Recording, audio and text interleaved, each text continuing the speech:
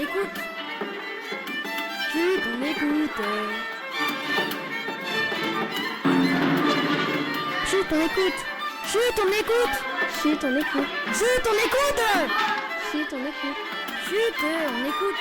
Chut, on écoute. Chut, on écoute.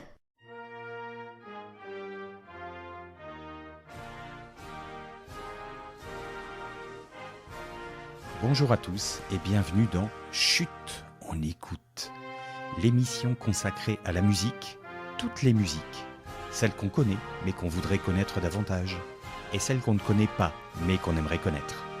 Pour cette première émission, je vous emmène en Norvège, le pays des fjords et des vikings, mais aussi le pays du ski de fond et du biathlon, avec le plus grand nombre d'athlètes médaillés aux Jeux Olympiques dans ces deux disciplines.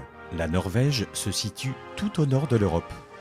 C'est un pays bordé par l'océan Atlantique qui partage ses frontières avec la Suède, la Finlande et tout au nord, la Russie.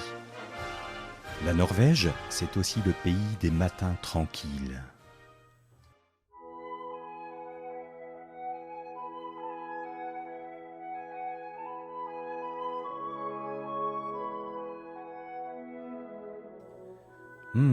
Cette musique me dit quelque chose. Mais oui, c'est Peer Gynt du compositeur norvégien Edvard Grieg.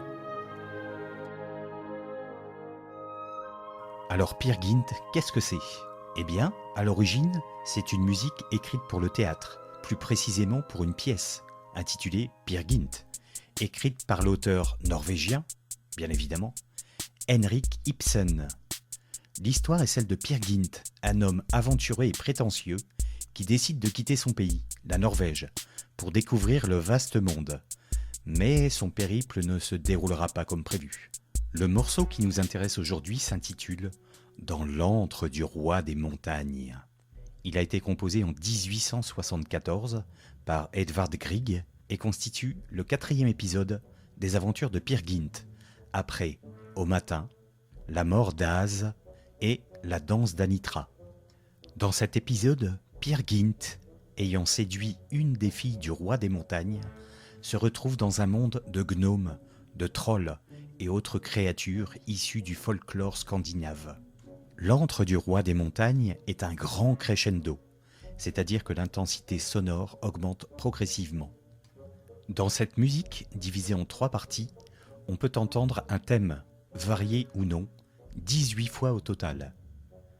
Chacune des 3 parties apporte un changement. La première est lente et dans le registre grave. La deuxième, un peu plus rapide, est dans le registre médium. Enfin, dans la troisième, on entend le touti de l'orchestre sur un tempo rapide et dans un registre plutôt aigu. Que dire d'autre ?